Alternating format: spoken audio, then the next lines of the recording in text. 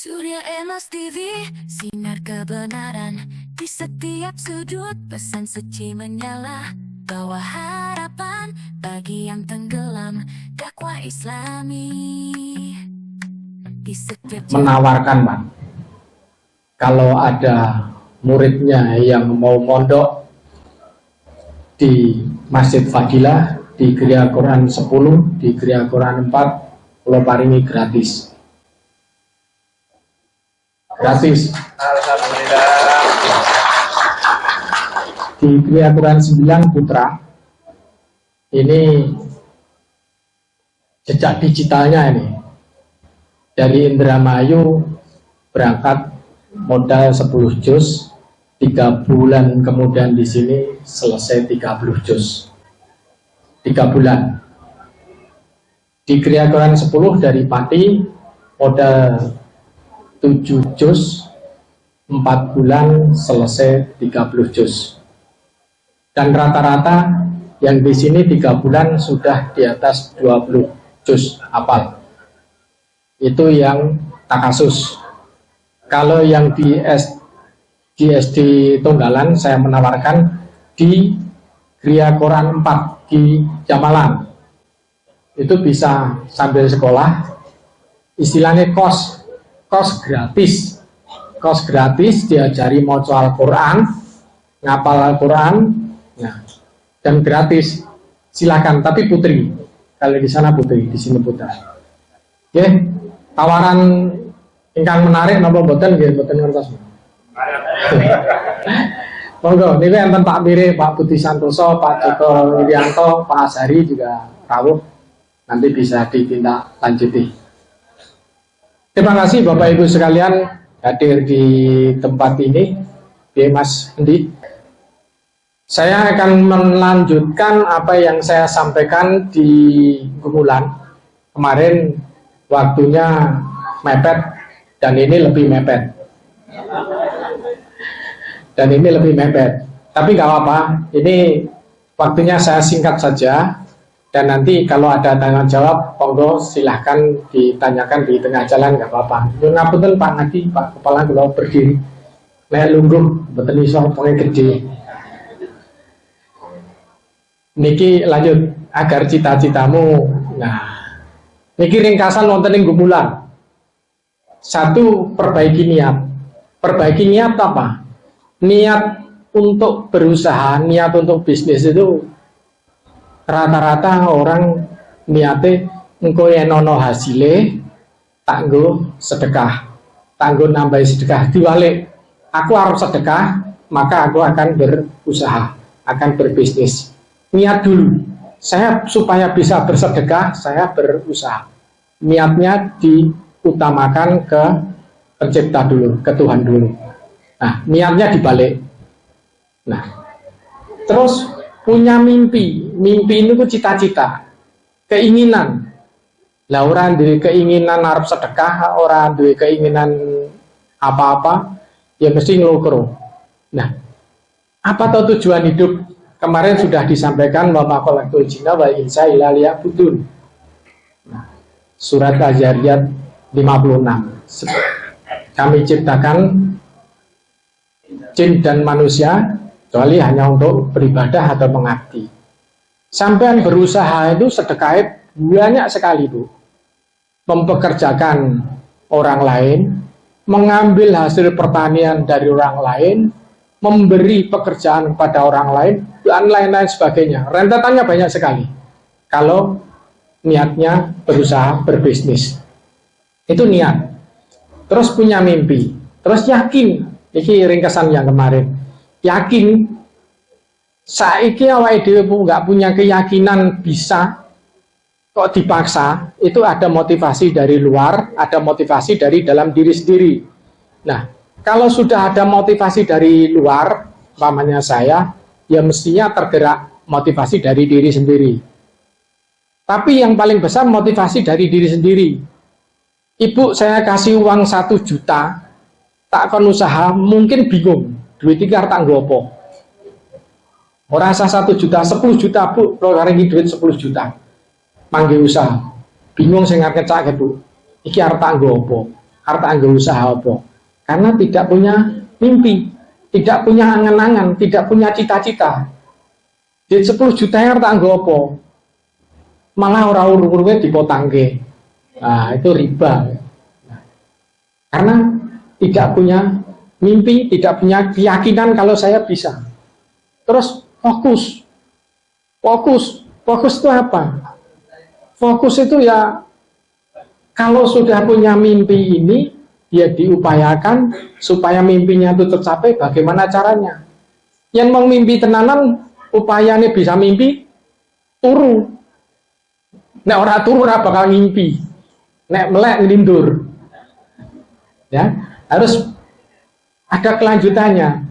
Terus ikhlas. Ikhlas sama pasrah itu bedanya apa, Bu? Pak? Nah, ikhlas itu sudah terjadi, pasrah itu yang akan datang. Hasil berapapun saya usaha, sedapatnya berapa, ikhlas. Ikhlas terus ditindaklanjuti, syukur. Syukur itu sedekah. Nah, sedekah dengan cara tadi niatnya di depan. Oleh sepiro, tetap saya akan bersedekah. Kalau pasrah, wis saiki ora payu, sesuk tak pasrahke karo Gusti Allah, payu ranorane niatku ibadah, nanti Gusti Allah yang akan membantu. Itu pasrah. Bukan durung apa-apa wis pasrah, wis aku ikhlas, pasrah, beda. Pasrah itu yang akan datang, ikhlas itu yang sudah lewat. Nah, terus bersyukur. Ya kalau penyampaikan kemarin bahwa Agung Sableng itu saya dirikan tahun 2015 sampai dengan sekarang, alhamdulillah untuk pembiayaan pondok 100%. Nah, nek jenengan jajan teng mriko berarti nggih sedekah. Derek sedekah. Nek jajan teng Agung Sableng itu sedekah karena hasilnya 100% kagem pondok, kagem Masjid Fadilah niki saking rumah makan sebelah. Masjid Fadilah pondok 9, 10, 4 itu dibiayai saking Agung Sableng. Nah, itu bentuk niat saya sejak awal. Sebelum berdirinya rumah makan, saya kumpulkan karyawan bersama, sholat hajat, niat saya utarakan. Saya berniat membangun rumah makan ini untuk bersama-sama, kemanfaatannya semua karyawan, dan hasilnya akan saya sedekahkan untuk kemanfaatan bagi orang lain. Alhamdulillah 1 tahun kemudian kita kerjasama dengan Gereja Quran. Nah, itu niat. Nah, terus berpikir positif. Berpikir positif kalau ini kalau sampaikan, kalau orang dikirim marketing dikirim ke Ethiopia, salah sepatu, yang dimana di Ethiopia nggak ada orang pakai sepatu. 2 orang yang jawabnya pasti berbeda. Ngapain kita mau bikin pabrik sepatu di Ethiopia? Di Ethiopia-nya nggak ada orang pakai sepatu. Yang satu berpikir positif. Ini kesempatan besar, bos, karena di sini belum ada yang pakai sepatu. Itu 2 pandang yang berbeda. 2 pandangan yang berbeda. Saat ini sing teng masyarakat, sing biasa mawon. Enten tonggone sampean sing sakit. Sakit mati ora, urip ora. Sing rasa-rasan tangga pripun? Lho ngamale ora tahu, kuwi disiksa karo Gusti Allah. Anten-anten sing ngomong ngoten. Terus kalau orang yang berpikir positif, muga-muga dhek lorot ditampa kanthi sabar lan ikhlas bisa membersihkan dosa-dosanya. Itu perkataan yang sama-sama berkata tapi maknanya berbeda. Yang satu berpikir positif, yang satu berpikir negatif. Nah, berpikir itu membuat arah pikiran kita. Nanti saya kasih contoh, ada pemain rugby. Rugby itu American football. Bal-balan sing ngangge tangan duncal-uncal kene. Niku kan adu fisik. Fisiknya sing gede-gede sing menang. Nah, niki musuhnya cilik. Bagaimana mungkin kita bisa mengalahkan orang yang badannya besar-besar? Nah, kita sudah yakin kalau kita gak menang, kita kalah. Bagaimana bisa menang? Motivasi kalau sebagai coach, pasti kamu bisa, kamu bisa, kamu bisa. Itu harus punya keyakinan. Coba Mas Andi, lanjut. Nah, diklik.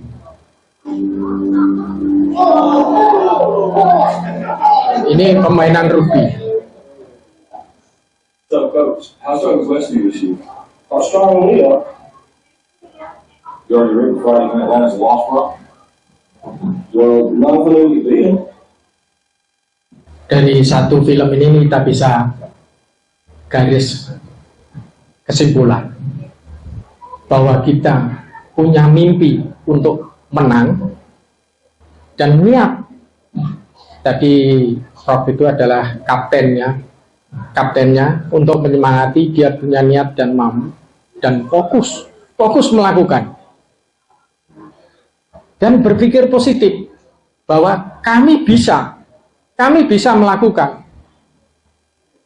Di ujungnya dia bisa melebihi target yang telah ditentukan. Nah, itu gambaran umumnya, Bu. Kalau kita punya mimpi, kita punya niat, ya kita fokus, insya Allah semuanya juga akan diberi kelancaran. Nanti tinggal masing-masing diri kita sendiri. Kalau kita sudah dodolan, dodolan lawane karo dukun, kalau beras kuning, karo lain-lain, wis ora sida dodolan. Wis enggak akan terjadi. Karena dia nggak yakin, dengan dirinya sendiri udah nggak yakin. Ini masih yang kemarin, persiapan apa yang harus dipersiapkan kalau kita mau bisnis. Sumber daya apa yang kita miliki itu, sampean arep bisnis apa, duweke apa saiki. Aku duwene sawah. Padahal aku pengen dodolan daging sapi umpamanya. Kan ya ora mungkin sawah karo daging sapi ora gathuk. Nah, caranya gathuk gimana? Ada BMT umpamanya. Ada lembaga-lembaga yang lain yang bisa digunakan, atau sawahnya dibikin kandang sapi. Itu bisa aja semua digaduk-gaduknya bisa. Yang penting kita itu punya apa? Saya punya ladang, punya kebun, tapi mau bikin jualan, duitku mau kebun. Nah, nanti ada beberapa sumber pendanaan. Mungkin aku ngerangkul karo Mas Andi. Mas Andi bojone pinter masak. Itu sumber daya apa yang diperlukan. Terus yang dicari apa? Itu saling terkait. Aku duwene duit, tapi ra duwe keahlian apa-apa. Caranya piye saya usaha? Oh, Pak Ragil punya mobil banyak, tak rentalke, tak usahake, tak puterke. Terus Mbak ini punya keahlian pembikin kue, tapi dia tidak punya waktu. Tak ambil ilmunya, tak suruh ngajari saya carikan tenaga kerja, saya bina, minta dibina, dikelola di rumah saya modali. Nah, itu saling terkait. Nah, saya ingin duit itu lumayan, tapi kalau duitnya cuma keahlian, saya punya keahlian memasak, tapi tidak ada yang mau memakai, ya kita tawarkan, saya punya keahlian seperti kisahnya KFC. Nah, KFC itu pun juga bekas tukang masaknya di kapal. Dia punya keahlian masak ayam goreng. Ditawarkan di mana-mana sampai beratus kali, nggak tembus. Akhirnya ada yang merekrut. Sampai sekarang KFC tersebar di seluruh dunia. Itu hanya satu resep. Dia punya keahlian memasak. Semuanya terkaitan. Jadi kalau kita punya sumber daya apa, itu yang kita harus pelajari. Aku ki jane duwene apa sih? Orang duwe apa-apa. Nggak mungkin. Orang nggak punya apa-apa itu nggak mungkin. Paling nggak punya tenaga, punya waktu, itu bisa sumber daya. Nah, tinggal mengeksplornya seperti apa. Saya sebagai karyawan BUMN, nggak mungkin saya tuh mengelola rumah makan, nggak mungkin. Tapi saya punya modal, punya tempat, saya karyakan, saya pekerjakan orang lain. Bisnis nih Bu, yang wong awam mesti merangkul keluarga-keluarga terdekat dulu, terutama keuangannya. Dikeke dipercayake sama keluarga-keluarga. Tapi pitados napa boten bahwa mengelola perusahaan itu lebih gampang daripada mengelola perasaan. Nggih napa boten? Ngelola perusahaan itu gampang, ngelola perasaan itu susah. Keluarga nyelewarke kanggo bayar ponakamu apa ora oleh. Akhirnya runtuh. Karena perasaannya yang bermain. Jadi ngelola perusahaan itu lebih mudah daripada mengelola perasaan. Nah, kalau bisa, saran saya, kalau ada bisnis dengan keluarga, dipekerjakan yang jelas.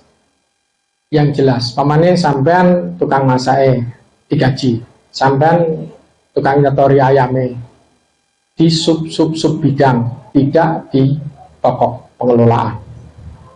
Itu kalau ada dengan keluarga. Mengelola perasaan berat sekali. Nah, lanjut, nanti ada saya. Nah, jadi hal yang baru yang kemarin belum saya sampaikan. Perencanaan perusahaan, usaha. Yang wong pinter-pinternya ngomongin SWOT analisis, SWOT strength, keunggulan, weakness, apa itu? Kelemahan, opportunity, peluang, threat, hambatan. Jadi kalau kita mau bikin usaha ini tuh minimal ada 4 itu yang dianalisa. Keunggulannya apa? Aku arep gawe dodol gudangan. Gudang aku ini unggule dari kanan kirinya apa? Keunggulannya apa? Wah, gudang aku nganggo landing. Gudang aku nganggo rajangan petik. Gudang aku nganggo gereh petek. Yang lain-lainnya enggak. Oh, pakai bumbunya bumbu mateng. Jadi enggak mudah basi. Nah, itu harus cari celah keunggulan dari kompetitor yang ada. Di sana bikin lodeh. Lodehnya apa? Lodeh terong, lodeh kacang, lodeh tempe. Aku tak gawe lodeh walang umpamanya. Umpamanya itu udah lodeh walang. Yang aneh, yang beda dengan yang lain. Kalau kita sama, tidak ada keunggulan, nggak ada bedanya. Pembanding-bandingnya tuh banyak. Orang bisnis makanannya mesti sing dipikir, sing penting murah, sing penting tempatnya apik, sing penting panganan enak. Niku kan, niku tradisional. Niku mikirnya wis wong awam kabeh iso. Penting murah, enak, tempatnya apik, wah mesti laku. Itu tradisional. Sekarang ada namanya digital marketing, itu juga ada. Itu nggak bisa hanya mengandalkan 3, enak, murah. Itu nggak bisa. Nah, harus punya keunggulan yang lain. Keunggulan yang pertama itu apa unggulnya? Kalau kita bisnis mengenai ceripik pisangku itu urung dimama lagi, dimote hilang. Umpamanya. Nah itu kan bisa juga dicampur keju yang banyak atau apa. Jadi cocok untuk mbah-mbah yang nggak punya gigi. Lah perlu riset. Ini keunggulan kita itu apa? Nonton keripik pisang podo dengan yang lain, dimangan malah menteles malah ngelawan. Untune orang kabeh, bocah kabeh, ya nggak susah untuk memperjuangkan untuk penjualan itu susah. Terus kelemahannya apa? Oh, wong Klaten itu oke, wong warga Muhammadiyah. Aku yang dodolan nganggo minyak babi ora payu. meskipun itu enak, menjadi keunggulan, enak menjadi keunggulan. Tapi yang kunangan merapayu, jadi bubar. Ini kelemahan. Kelemahanku itu nek masak suwe, ra mateng-mateng. Aku ini masak cekidang-cekiting lah. Ya cari tukang masak yang cekatan yang bisa diajari. Nah, itu kelemahannya dicari, keunggulannya apa, kelemahannya dicari, terus opportunity, peluang. Umpamanya di Jalan Serago sampai di desa Jomboran, balai desa, orang ono wong dodol kelapa muda. Ini peluang. Belum ada tempat sepanas ini, seterik ini di tepi sawah orang jualan kelapa muda.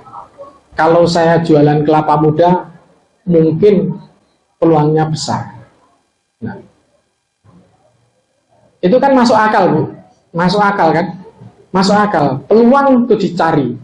Kalau peluangnya ada, baru kita bergerak. Nah, tapi peluang bisa dikalahkan dengan strike atau keunggulan.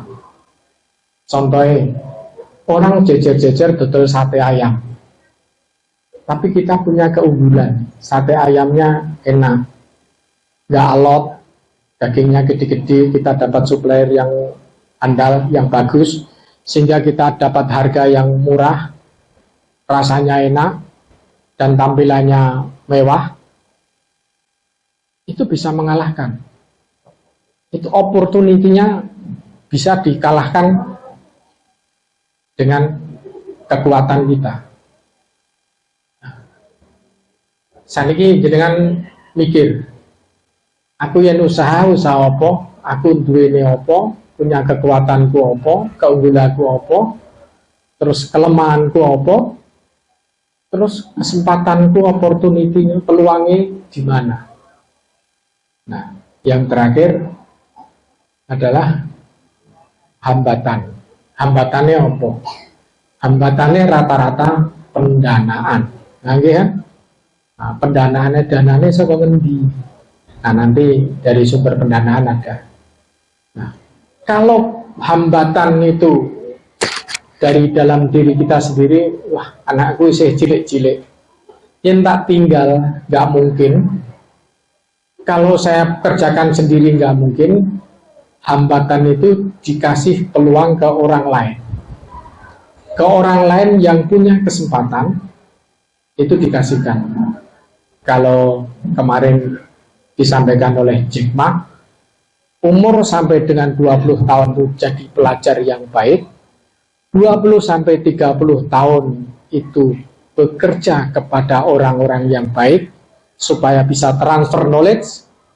Umur 30 sampai 40 belajar usaha sendiri.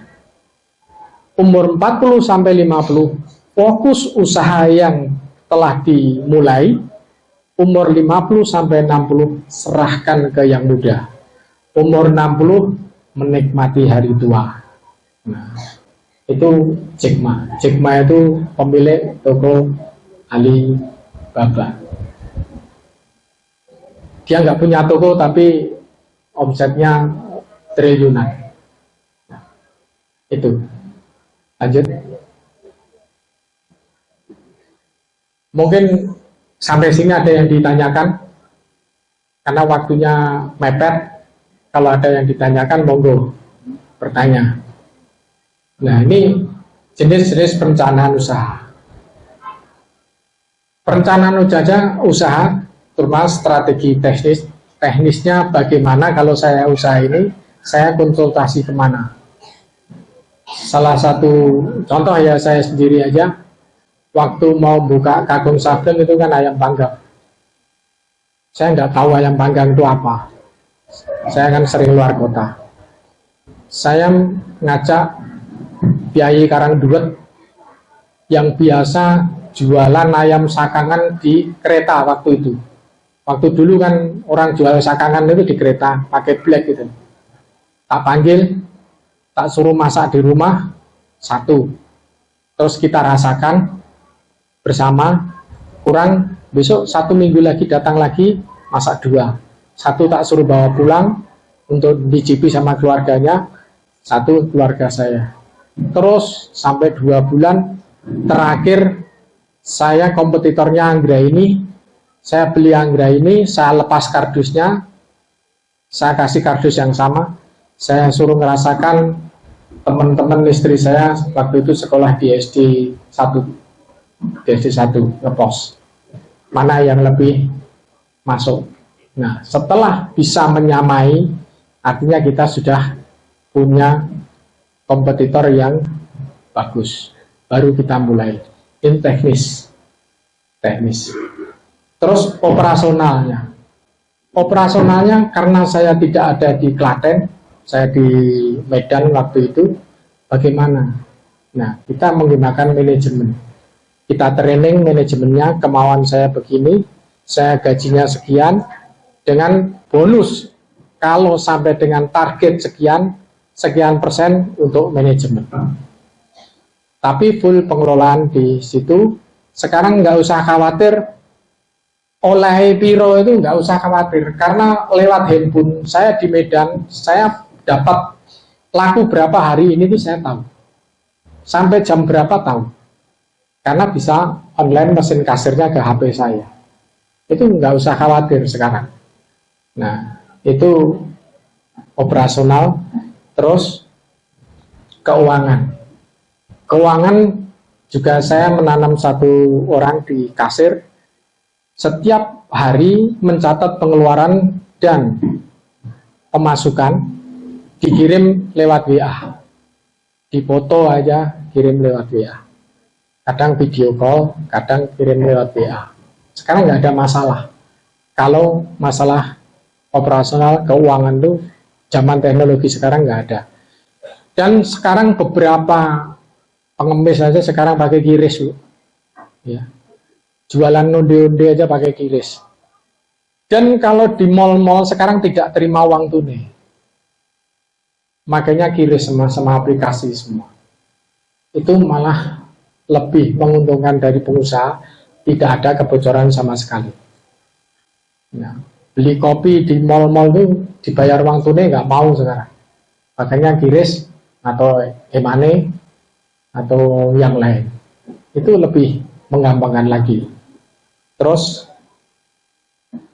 pemasaran dan SDM. Target pasarnya siapa? Kalau kita bikin usaha itu menengah ke bawah sama menengah ke atas, target pasarnya siapa?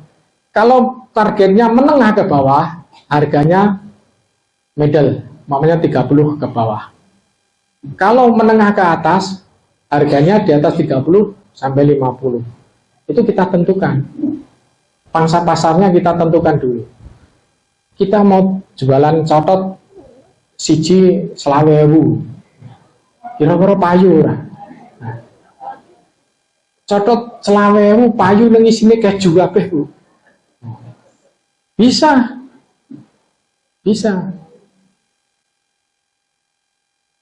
Cotot 20.000. Kelihatannya unik. Tapi kalau di sosmed kan harga cotot 20.000, orang penasaran, pengen coba. Cotot 20.000 isinya apa? Tapi itu hal yang tidak mungkin, tapi namanya itu peluang, opportunity. Nah, memang kita kalau mau usaha itu mesti harus yang aneh-aneh. Harus aneh-aneh. Yang menarik perhatian orang lain. Jangan hanya biasa-biasa aja. Sampai dodolan mie ayam normalnya 10.000 di 5.000. Mesti wong nakok kayak mie saka ngendi, ayamnya ayam mati, ayam tiren. Mesti udah menanyakan seperti itu dulu. Kok iso murah itu tidak wajar, itu mesti dipertanyakan. Karena wajarnya orang jualan 10.000 kok jual 5.000. Apa mie siji, apa ayamnya ayam tiren, mie wingi-wingi, bekasnya wong dodol mie ayam ra laku dijiko. Mesti jadi pertanyaan-pertanyaan. Tapi kalau di harganya dinaik, pertanyaannya itu mesti menggoda.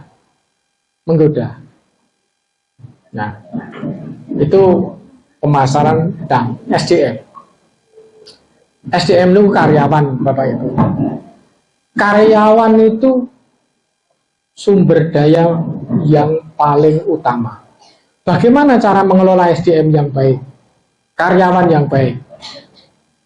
Kita merasakan seperti karyawan itu sendiri. Kita memberlakukan karyawan itu seperti keinginan karyawan itu sendiri. Karena kalau kita jualan rumah makan, ini ngapunten ya, jualan ikan rumah makan, karyawan sampai uring-uring ae, kon video kancane ngedoli karo dileri ngono. Ditokke yang sosmed bubar, Bu. Dilebokke yang Facebook, IG, habis, sudah habis. Pasti. Apa meneh ndokoki telek cecak anu diselit-selit aja, padahal itu sengaja. Itu habis. Atau sengaja bawa garam dari dapur saat ngeladeni sebelum uyah. Nah, itu cuman sepele-sepele itu bisa menghancurkan, bisa menyelesaikan usaha kita. Nah, bagaimana cara mengelolanya? Mengelola SDM ini panjang. Tapi intinya kita memperlakukan diri kita sendiri itu seperti karyawan. Karyawan itu keinginannya apa? Kemauannya apa? Asal itu wajar dan masuk akal, ya kita terima. Salah satu contoh, saya itu ada 3 bulan sekali grand meeting. Grand meeting itu karyawan sama manajemen tadi satu, saya yang mimpin. Saya minta masukan dari semua karyawan yang ada. Perbaikan, masukan. Setiap karyawan yang usul, saya kasih 10.000. 10.000. Usul apa ya terserah. Yang usulnya bagus, 50.000. Yang usulnya baik, kita pakai 100.000. Itu namanya inovasi. Nah, karyawan seneng nggak? Seneng karena ide-idenya dipakai, didengarkan. Dipakai, didengarkan itu udah suatu kehormatan bagi suatu karyawan. Artinya diuangke. Nah, mengelola manajemen nggak gampang. Nggak gampang. Banyak karyawan yang keluar masuk itu udah hal yang lumrah. Tapi kalau di Kakung Sableng COVID 2020, 2022, 2021, satu pun karyawan nggak ada yang saya PHK. Tetap bekerja, masuk 30%, tapi gajinya utuh 100%. Bangkrut enggak? Bangkrut. Bangkrut, Bu. Bangkrut. Karyawan semua total itu 70 orang. Lah kalau satu orang minimal 1,5 juta ini, sebulan berapa? Saya 3 bulan tuh jual mobil PX 350 juta untuk bayar gaji karyawan. Bangkrut. Tapi kita niatnya tadi di awal, kita niatnya itu mau sedekah, mau bermanfaat bagi orang lain, di mana di saat itu orang lain baru kesusahan, kita melakukan hal yang tidak diharapkan para karyawan. Nah, wes lanjut. Nah, ini skema permodalan. Modal sendiri pasti semua sudah tahu kalau kita punya modal sendiri. Nah, ini kerjasama investasi. Nah, investasi itu nopo? Investasi paling gampangnya tak kasih tahu tol. Proyek tol itu pemerintah sepeser pun tidak membiayai. Semua itu investasi dari BUMN. Investasi ini bentuknya apa? Konsesi. Artinya kowe gawe tol iki kelolaan selama 30 tahun hasilnya PN. Nah, itu di tol. Itu ada yang sampai 50 tahun. Tol itu 1 kilometernya biaya pembangunannya kurang lebih 250 miliar sampai 300 miliar. Kalau 40 kilo mang pengke sendiri. Ini iso ngepengke. Jadi kalau Jogja Solo itu kurang lebih 50 kilo, pengke 200 miliar 10 triliun. Itu biayanya. Nah, investasi dalam bisnis umpamanya, aku punya gedung, punya modal, kelolaan, hasilnya dibagi. Saya punya modal, tapi tidak bisa mengelola. Saya hanya untuk investasinya aja, sampai manajemennya semua kelola, silahkan. Nah, itu investasi. Terus lembaga non-bank. Non-bank itu jilih Pak Dene, jilih Pak Lie, jilih Bu Lie, jilih konco-koncone, terus ya kerjasama yang lain, tapi bukan BNT. BNT masuk perbankan. Terus baru bank. Mana yang lebih baik? Ya mesti dari urusan paling kanan baru ke dari kiri ke kanan. Itu lebih baiknya. Nah, tinggal 15 menit. Nggak ada. Ya lanjut Mas Andi. Niki video malih, kita tutup video sang pemenang. Di mirengke mawon dilihat artinya sang pemenang itu kenapa? Enggak. 9 tahun sudah kejadian ini berlalu. Tepatnya pada 2 Desember tahun 2012. Namun, spirit dan pria yang memiliki hati dan jiwa besar itu masih menjadi cinta yang berbeda sampai saat ini. Ya, pria itu bernama Ivan Fernandez. Sampai saat ini, apa yang dilakukan masih terngiang dan tidak pernah lekang oleh waktu. Kejadian ini terjadi ketika pagelaran lari maraton yang diikuti oleh para pelari maraton di berbagai bangsa dan juga diikuti oleh pria berkebangsaan Spanyol Ivan Fernandez dan juga Abel Mutai, pelari berkebangsaan Kenya. Pada saat itu, Mutai melesat lumayan jauh dari Fernandez. Akan tetapi, sesaat sebelum melangkah di garis finish, Mutai tiba-tiba berhenti. Dia mengira telah berhasil menyelesaikan perlombaan. Padahal masih berjarak kurang lebih 10 meter garis finish di depannya. Atlet Spanyol Ivan Fernandez yang berada tepat di belakangnya menyadari apa yang sedang terjadi.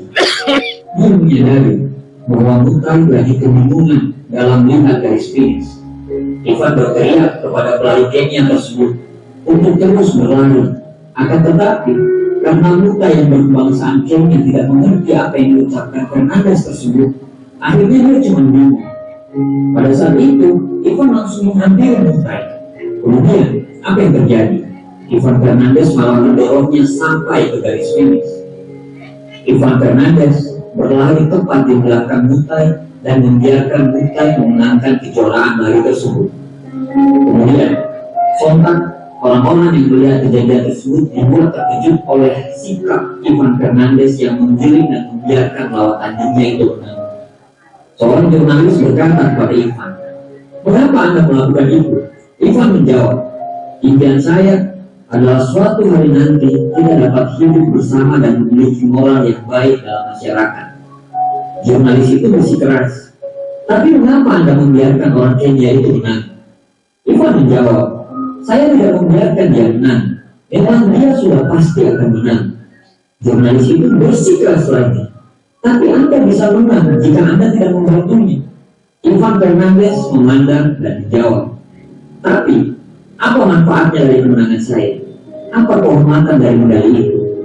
Apa yang akan ibu saya pikirkan dan katakan tentang itu kepada saya?" Sebuah pertanyaan yang sangat menusuk hati dari seorang pria yang berjiwa besar menutup kisah ini.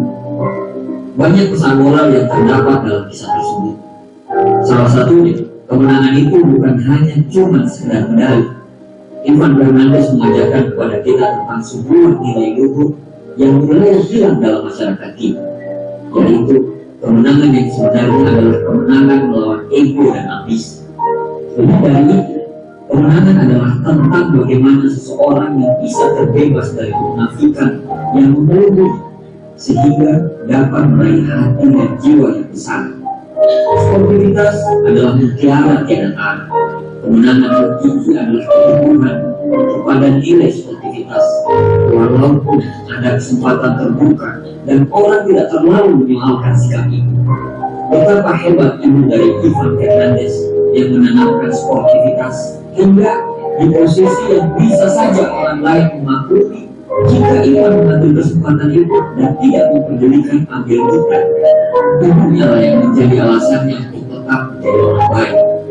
Majulah tanpa menyingkirkan orang lain, naiklah tanpa menjatuhkan orang lain, menjadi baiklah tanpa menjelekkan orang lain, menjadi besarlah tanpa menyalahkan orang lain, dan berbahagialah tanpa menyakiti orang lain. Untuk menjadi yang terbaik, tidak perlu menjatuhkan, menyingkirkan, atau menjelekkan pihak yang lain. Cukup melakukan kebaikan yang lebih baik secara konsisten. Biarlah waktu yang akan membuktikan kualitas itu.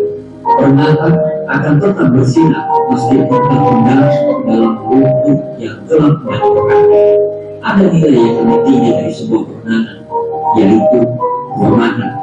Terima kasih Ivan Fernandez Anaya. Begitu juga dengan itu. Ya. Nanti tadi kita tutup dengan sang pemenang. Artinya sang pemenang itu kalau kita umpamanya berjualan berjejeran, yang satu dengan cara kecurangan, dia bisa kaya raya, bisa melejit, tapi dengan mengambil haknya orang lain. Apa artinya kemenangan, apa artinya kekayaan? Nanti waktu yang akan menjawab. Yang kita lawan adalah kita tetap konsisten, kita tetap berusaha, tidak usah memandang orang lain melakukan apa. Kalau kita memandang orang lain melakukan apa yang tidak terpuji, kita mengikuti tidak terpuji, artinya kita terbawa ke hal yang tidak baik. Cita-cita, niat yang kita utarakan di depan, mudah-mudahan membawa semangat Bapak Ibu semuanya, bisa berusaha. Karena di hari tua, di hari pensiun tuh, saya mengalami baru pensiun 1 tahun. Pengeluarannya itu bukan lebih sedikit daripada waktu masih dinas. Waktu dinas, kita ke toilet aja dibayari sama kantor. Beli bensin dibayari sama kantor. Makan sehari-hari dibayari di kantor. Sekarang, semuanya kita harus bayar sendiri. Terus, kalau kita sudah mau pensiun, sudah pensiun, apa yang kita sedekahkan? Kalau untuk hidup kita sendiri aja masih pas-pasan. Nah, maka mulailah sekarang berusaha mendapat passive income untuk tabungan di akhirat nanti. Kita tidak mencari kekayaan, tidak mencari hal yang tidak terpuji, tidak ingin mengalahkan orang yang lain, tapi kita mau mencintai harta kita kelak di akhirat nanti. Jadi karena kita cinta harta kita, dengan kita titipkan di masjid, kita titipkan di pondok, kelak akan menerima hasilnya. Nah, yakinlah semakin tua, semakin banyak pengeluaran. Lagi wato yang bayar yang puskesmas, tegedek. Ya, mangan apa-apa wis ora enak. Melaku wis ora penak. Turu ora nyenyak. Nah, itu udah tua. Penghasilan sudah nggak ada. Gaji cuman pensiunan udah pas-pasan. Sekarang pensiunan itu lebih banyak dipakai untuk cucu-cucunya. Nyenengke cucunya ke sana kemari. Kadang kita sendirinya tidak terurus dengan baik. Nah, insya Allah di Masjid Padilla ini juga akan berencana mengadakan pondok lansia, pendidikan untuk lansia. Nanti kerjasama sama tadi malam sama Mas Arif sudah bincang-bincang dengan Ustadz Wijayanto yang sudah punya itu. Nah, artinya kita itu punya semangat hidup, semangat untuk lebih maju, supaya kita bisa produktif. Produktif kita bisa nambahi tabungan kita di akhirat nanti. Ya, Bapak Ibu. Jadi bukan kita mencari harta sebanyak-banyaknya itu untuk kita sendiri, tapi untuk kemanfaatan orang lain. Insya Allah gesang panjenengan sedaya barokah, dapat amanah, dan ya di kemudian hari semuanya dimudahkan oleh Allah. Nanti kalau ada pertanyaan-pertanyaan atau bersifat pribadi, istilahnya mau konsultasi masalah bisnis nopo mawon, kebetulan saya ada dari kos-kosan, rental mobil, terus hotel, salon, rumah makan, kafe, semua saya kelola, dan itu semata-mata hanya untuk tabungan di depan. Karena alhamdulillah anak saya tinggal 2, semuanya sudah lulus kuliah, dan tinggal kayak orang umroh ya, itu tiap hari di masjid sini, di gesos belakang, adzan sholat kayak orang umroh, kayak hotel Mekah Madinah. Ya, kegiatan saya hari-harinya di sini. Kalau Bapak Ibu mau konsultasi, monggo. Mau ngicipi anggur, di belakang ada kebun anggur, ada 100 meter kebun anggur, ada 120 tanaman anggur berbagai jenis, ada kambing, ada tanaman alpukat. Nah, itu tuh kegiatan tua kami. Mudah-mudahan semuanya bermanfaat bagi kita semua. Wabillahi taufiq wal hidayah. Wassalamualaikum warahmatullahi wabarakatuh. Surya Emas TV, cahaya di kegelapan.